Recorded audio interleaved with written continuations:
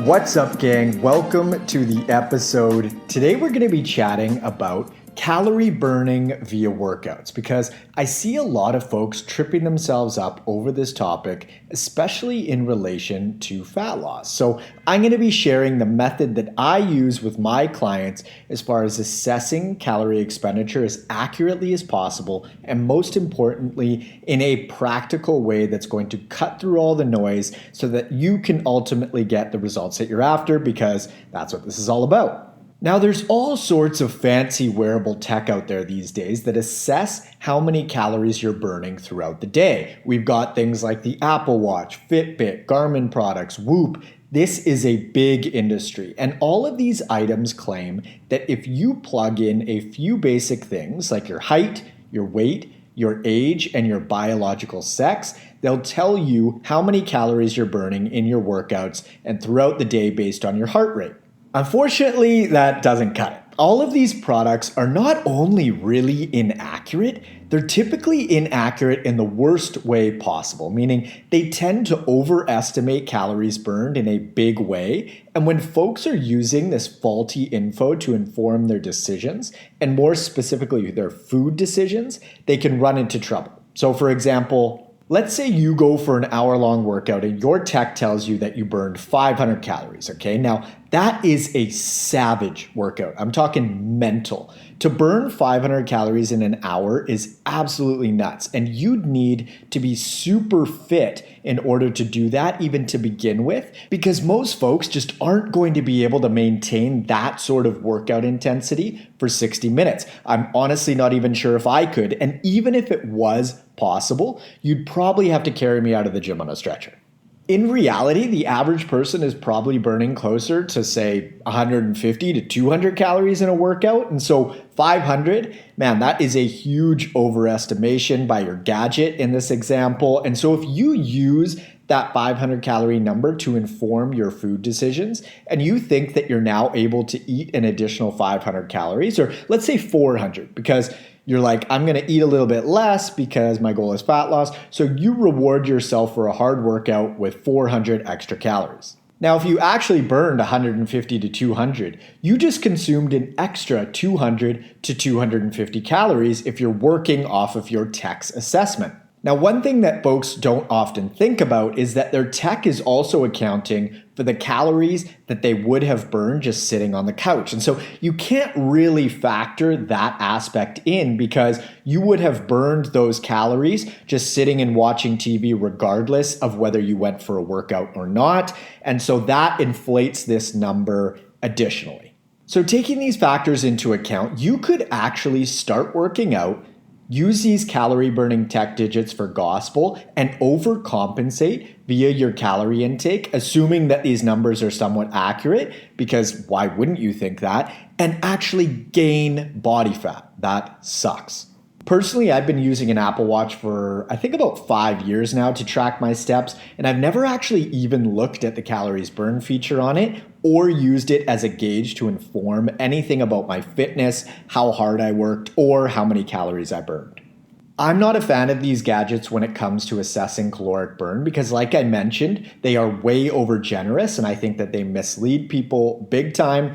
So this begs the question: how do I assess my client's energy expenditure, and how does that inform me about what approach to take from a nutrition standpoint? Because if you've been listening to the pod for a while now, you know that nutrition is without a doubt the biggest driver when it comes to fat loss or fat gain.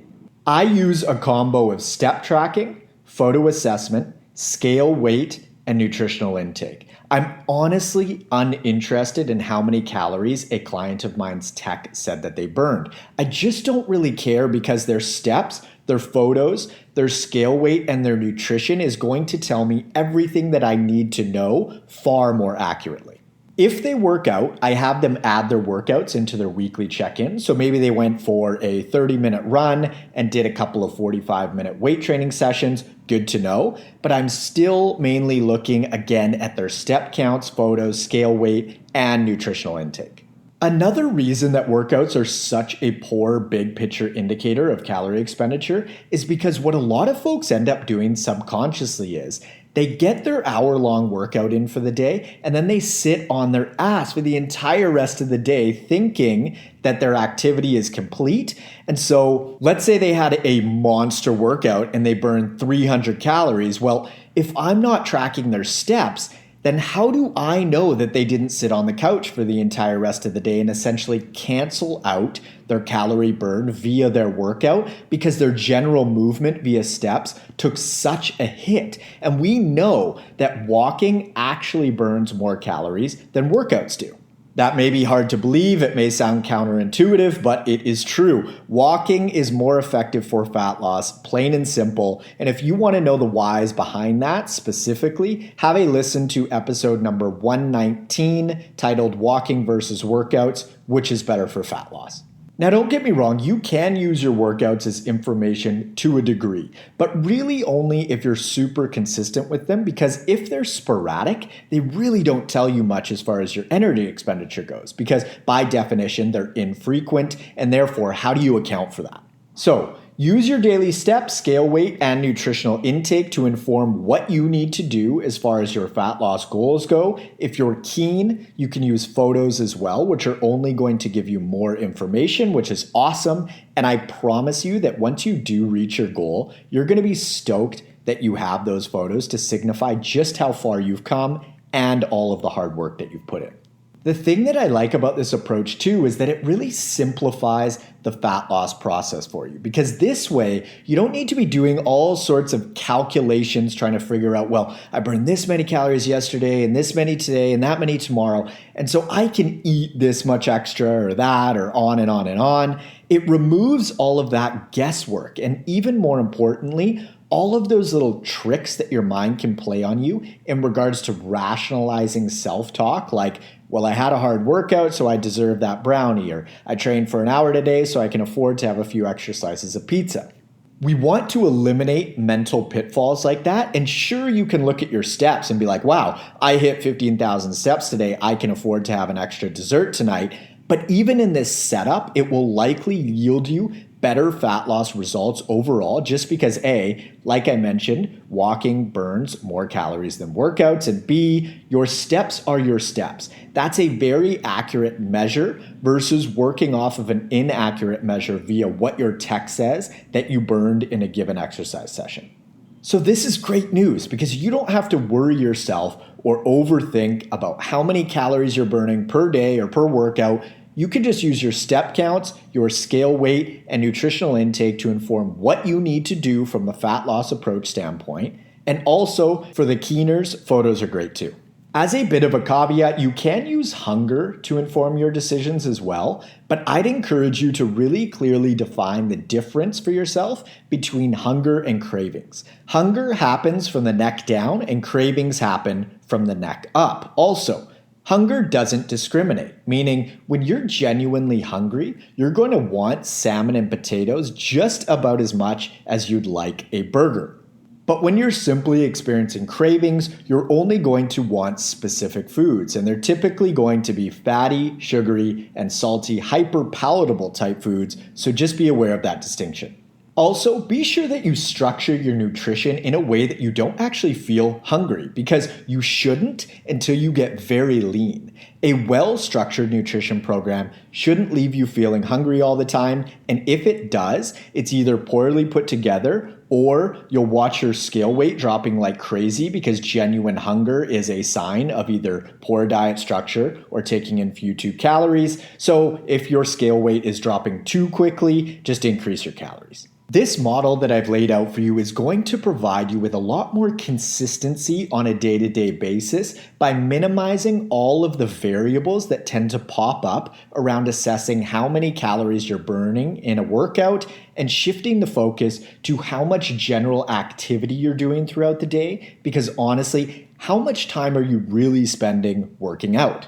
For myself, it's about 3 to 4 hours a week, but by focusing on my general movement via steps, I can standardize for all of my waking hours. And if you sleep for 8 hours per night, that turns out to be 112 hours over the course of the week. 112 hours versus 3 to 4 hours. So focusing your efforts on your workouts and not tracking your steps is missing the forest for the trees. And you might be thinking, well, Why not track both?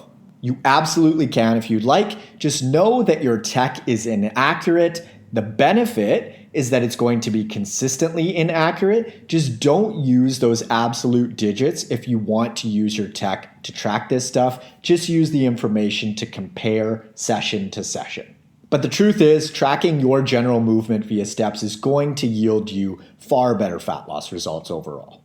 If you're interested in applying for one-on-one nutritional coaching and or workout design with me, you can click the link in the description below or head on over to n1fitness.com/coaching. Follow me up on Instagram at n1fitness and feel free to friend me on Facebook at Marcus Sadhu. Also, leaving a review on whatever platform you're using right now really helps the podcast grow and reach more and more folks. And lastly, be sure to hit the subscribe button.